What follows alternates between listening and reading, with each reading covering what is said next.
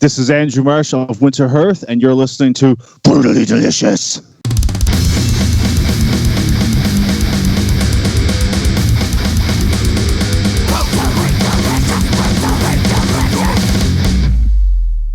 Hi, you're listening to the Brutally Delicious podcast, brought to you by your dear guest host, Riina from Silentium, as well as Mr. Soda Can, Bruce, and Mr. Nuts, Kris. Me? Hey, I don't want that.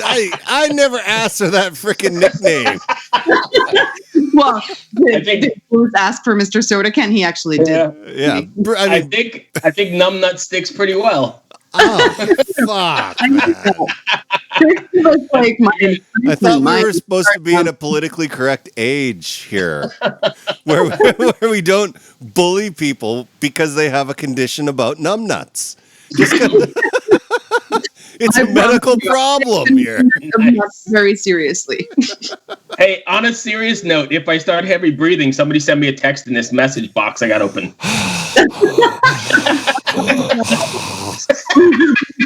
Again.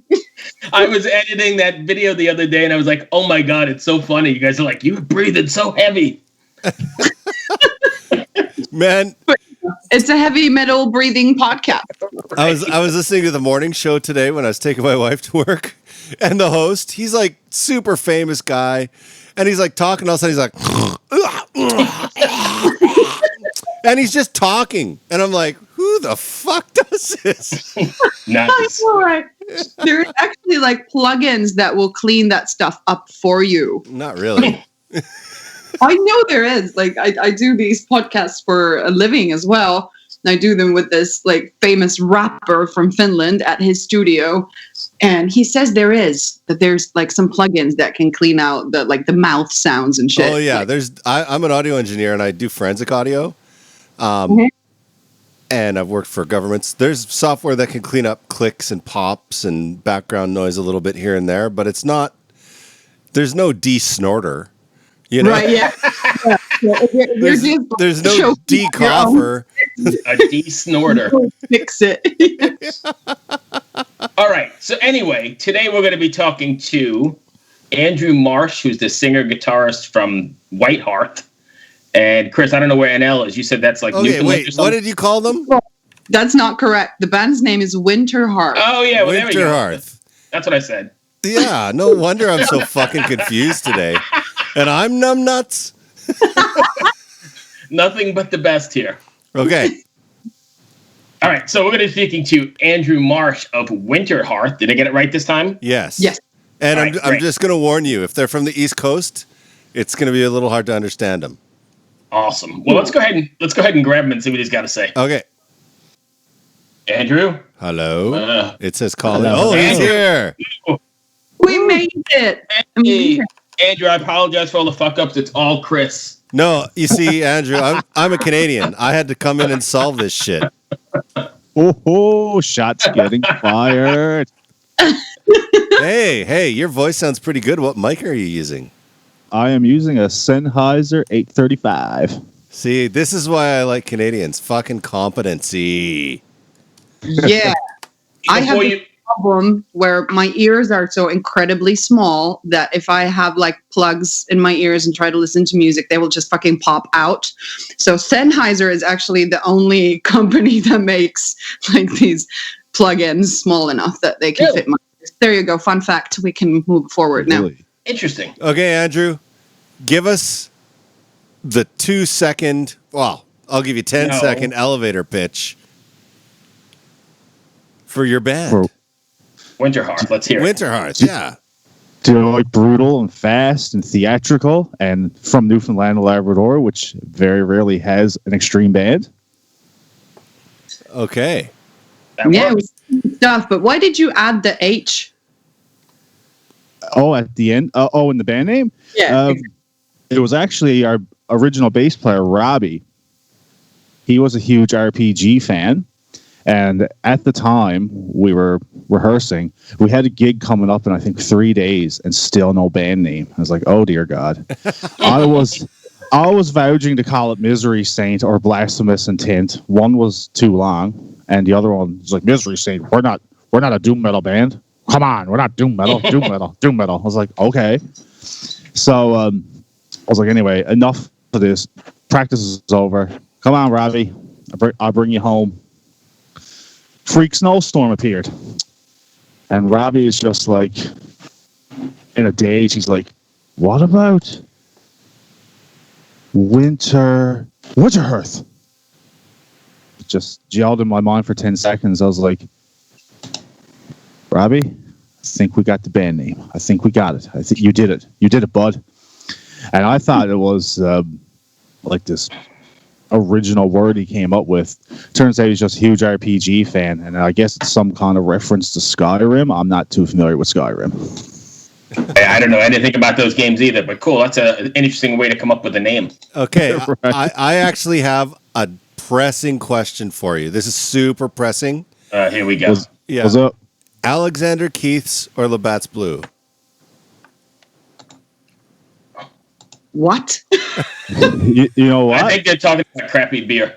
I'm not much. I'm not a drinker. However, I'm gonna have to go with Labatt because we got a factory here. Right on. Okay. Right. So just a fun fact for the two people that are from the U.S. here, even though I live here now. Labatt Blue is like a Canadian beer. And back in the late 90s, it won the Best Pilsner in the World award. Really? Yes. Oh, But see, it's hard to tell what some guy. I mean, you drink light, Miller Light. In Canada, I didn't. Oh, okay. So it was basically chosen to be the best of the worst. There you go. Oh, you don't. Hey, you don't Come go on. cutting down fucking Pilsner on this podcast. My nuts might be numb, but we're not going there. Anyways, back to the band. How are you guys getting through this situation with COVID and not being able to play? I know where you guys live, there's no COVID. So Yeah. can you play that true? shows? Yeah, there's no cases on the East Coast of Canada because they're smart. They locked it up.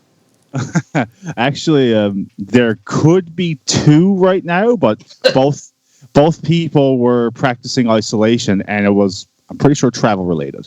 Yeah. Bruce, they closed the border Wow. to the province. Yeah. Oh yeah. Did We're they, like a did, they, club. did they close it to Labrador too, or was that just... I'm not too sure. I can't comment on that one fully, but I'm pretty sure the town where you get the ferry from Newfoundland to you actually take to get to Labrador, you take a ferry to southern Quebec. Yeah. And then you drive up to Labrador, and I think they locked out that town from ferry access, and there's been a few protests about that.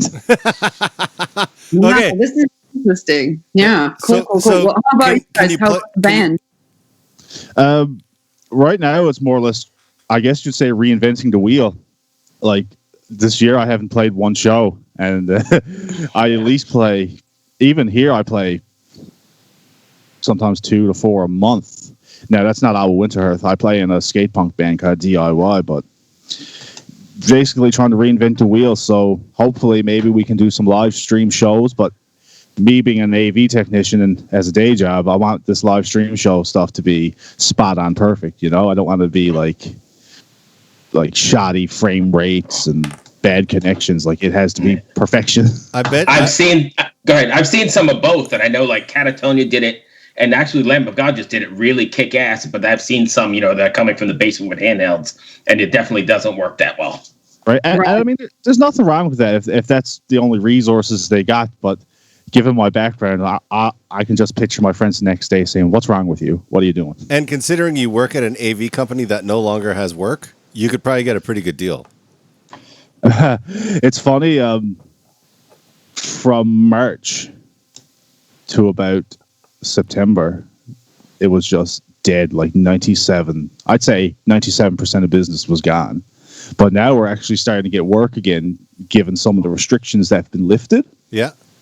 And we've been doing a lot of outdoor movie events throughout the summer too, with a big blow up screen. It's like, 40 feet high, maybe. Oh man, So- that would be a fucking epic live stream. Holy shit. So the next time you do an outdoor movie, like just set it up a day early and go shoot your fucking live stream in front of the big video board. Oh my Right. god, that'd be fucking epic. And Oh yeah, make best do it if there's a community event where they're showing some Disney or Pixar movie and just don't tell them, and it's just us instead. The Little Mermaid, opened by WinterheartH. It's a good way to get fired. Stupid. Anyways, go ahead. Is there a scene up there? I mean, because I'm picturing Newfoundland being like way in the middle of nowhere, and maybe it's just my ignorance. But is there a scene up there? Like, is there places to play? Or do you have to head out to mainland Canada? Oh, there's places to play here. Obviously, not as much as the rest of the mainland. The worst part is going that route, getting the cost figured out for plane, transportation, your ferry, both very expensive. Mostly you play in St. John's. I've played shows out in Clarenville, small town about 2 hours away, Corner Brook and Stephenville. Bands play out there. Now, in regards to a scene, I wouldn't consider it a scene, say, for example, Florida death metal or Norway black metal. It's a big collective of lots of different genres. Like, you got us that WinterheartH, for example, would be black metal with a bit of, like, I consider us black metal with some thrash elements, some progressive elements, some in-your-face punk. You got bands like Devastator, which has the groove metal aspect. You got Category 6, which I would consider, like, think of old-school power metal, like the Running Wild, early Halloween era kind of stuff. We got these upcoming kids on the western side of the island, Automata. If you're really into the deathcore stuff, like Whitechapel, they recently released a brand new single back in July called Voiceless, and they are killing it with algorithms on digital streaming. It's crazy. Oh, nice. I'll have to so there is a scene. That's cool. Yeah. Yeah. Do you ever make it as far south as Halifax? Actually, a few years ago, I played Maritime Metal Fest, which was in Windsor, Nova Scotia. Really? And I did spend some time in Halifax during that weekend. And Kris, you're the guy from Canada, correct? I am, yes. I'm sure, being a Canadian, you know who Theodore the Tugboat is. I don't know. Oh, the kids showed you. Oh, yeah, I know that. Yeah. The yellow tugboat. Yeah, Theodore is a tourist attraction in Halifax. And I was so starstruck by Theodore, I forgot to take a photo of him. Halifax is a fucking beautiful city, man. It's beautiful. It's so fucking old, though. Like, hey, Bruce and Riina, Halifax once had a fucking super explosion. And it's like part of the history. Like, when you're walking along the ocean, they have like all these info boards about like this explosion that demolished the city. Really? Yeah. It blew it right to smithereens. And I'm currently living in St. John's, Newfoundland. And just off St. John's, you got Bell Island. Yeah. And back during World War II, the Nazis actually torpedoed a ship next to Bell Island. Fucking Nazis. Stupid Nazis. We all hate Nazis. That's something we can all agree with. Okay. Oh, yeah. This podcast goes off the rails really easy. So, where can people find your band? Oh, man, we're everywhere. I like to start off saying if for merchandise, you go on to stillheavyproductions.bigcartel.com. You'll see all of the latest band merch. We're available on all digital streaming platforms, so get your Spotify and your Apple Music or your Google Play on the go. Follow us. We're on Facebook, facebook.com/WinterhearthMetal. We're on Instagram. And yeah, like we try to be on as much stuff as possible. I personally haven't really dove into the Twitter side of things yet, but that doesn't mean I'm not going to, you know? Yeah. And rest in peace, Google Play Music. It's coming to an end. Right. That's becoming YouTube because I got the email because I was a Google Play subscriber. Yeah. And I imported to my library to YouTube a bunch of times and it just kept failing. And I was like, okay. So I moved on to the Spotify boat. No disrespect to YouTube. I'm sure people, when they first get it now, it's going to be awesome. But being a music aficionado like me, and here's me with like on my phone alone, probably 80 gigs of music because I personally bought a 120 gig SD card to put into the phone for that reason. Right. I was like, man, how am I going to... I can't just keep doing this. See, This is why you love music. People that love Exactly. music do shit like that. And that's a beautiful, beautiful thing. And what's funny with me, like, I could be sitting down and I can put on a Mac Miller tune or a Tupac tune or Tegan and Sarah, and people are looking at me and they're like, "But you like Dimmu Borgir? How can you like that?" Yeah, I mean, everybody's. I think everybody listens to stuff outside of it. Even if you have, Exactly. even if you're a metalhead, I think if you're a musician or you can appreciate other stuff for sure. Hey, the best one. What's that? no, I was just going to say, I'm a metalhead, but I'm learning how to sing Man in Motion right now. And you like Justin Bieber. I mean, we Oh, were just fuck off. Hey, that's a fucking step too far. I only listen to it because my wife lets me. And I guess that Yeah, he's probably him and Drake, man. They're the two biggest in Canada. I'd put Chad Kruger up there. All right. Hey, Andrew, before we go, Riverbed Empire. I'm looking at the artwork. Really killer stuff. When is that? You have a date for that to be released? Riverbed Empire has been out for a little over a month now. Oh, it has. It's out already. Yeah. Bruce doesn't really do any research. But Yeah. I was just listening to, I was on Metal Injection, where in August they published your grotesque new track, Charmed by the Dead. Oh, yes. And I was listening to that track. That's heavy as fuck.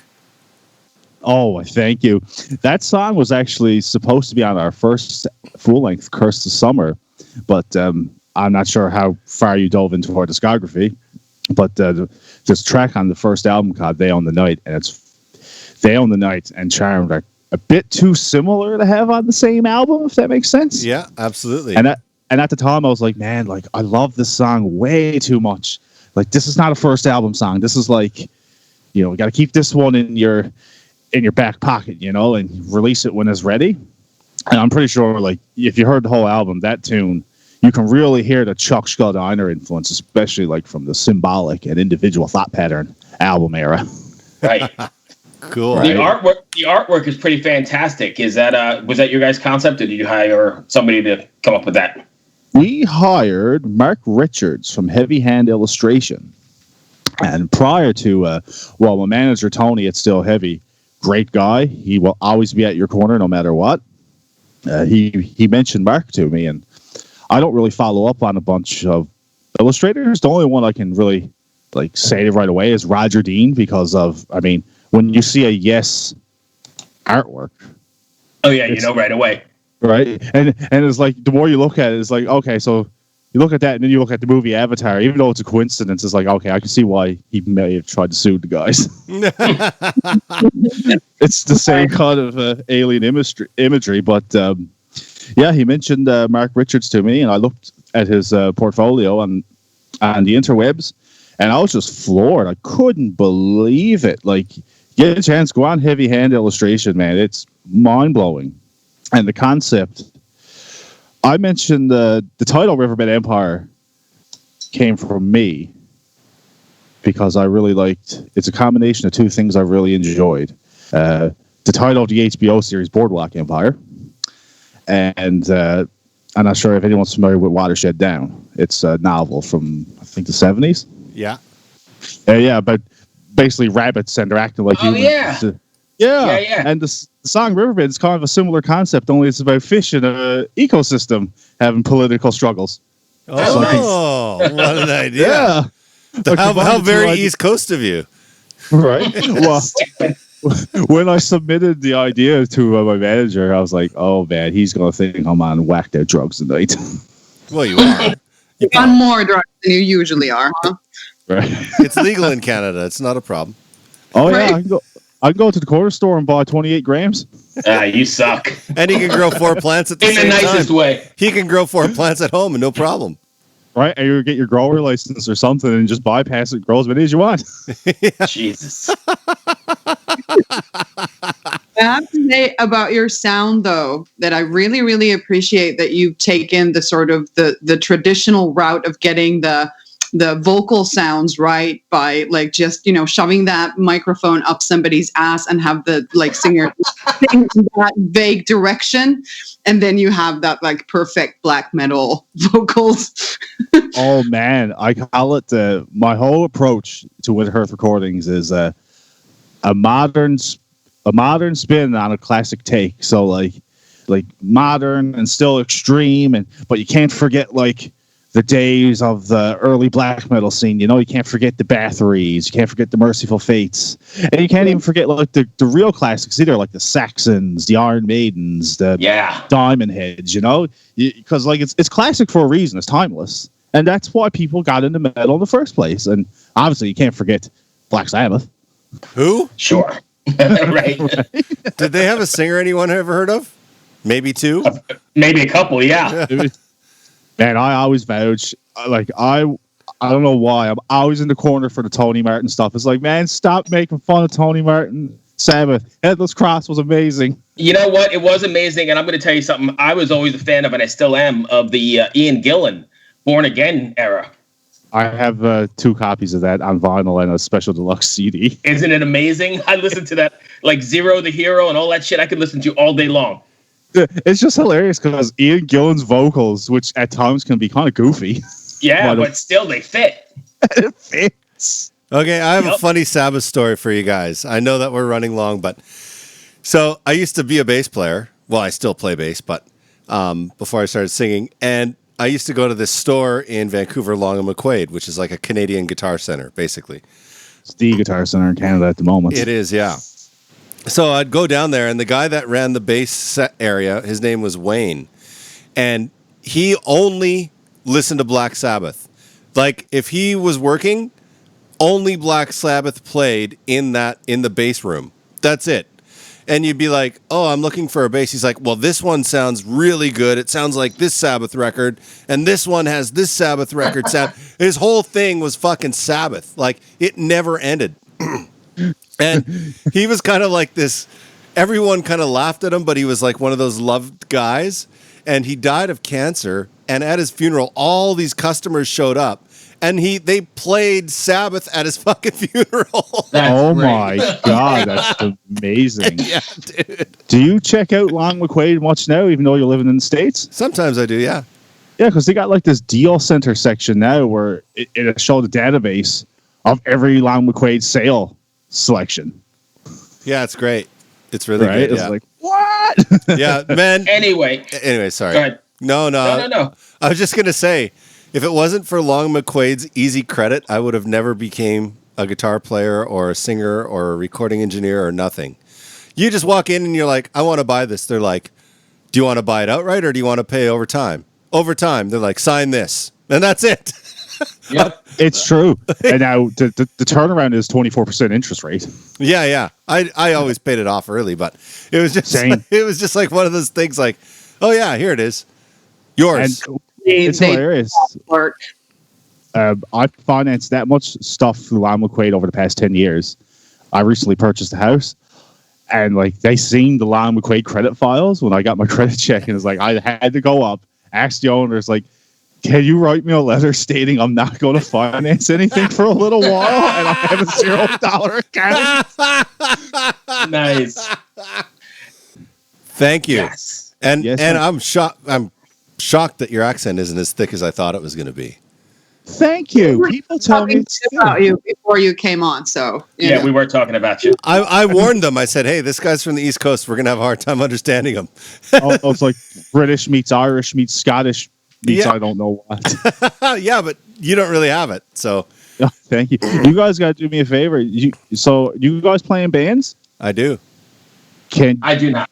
Yeah, I have my band Silentium. Yeah, Reena's Can you guys, Reena's actually the star of the show, and we're just chumps. Yeah. Riina. So can you guys, if you ever get to time, like just send me your band stuff on Facebook because I'd love to listen to it. Absolutely. yeah. Oh, thank you. I'm gonna come and look for you now. All right, Andrew, I appreciate you taking the time. I'll send you the link when it gets up, and be safe, my friend. Party You on, two eh? guys. Take care. Hey, Party on, yeah. Garth. All right. That's what it's a boot. Hey, Later, guys. hey, fuck you. That's a low blow. Whoa. We'll see you, Andrew. See you guys. Bye. Take care, man. Be well. Bye.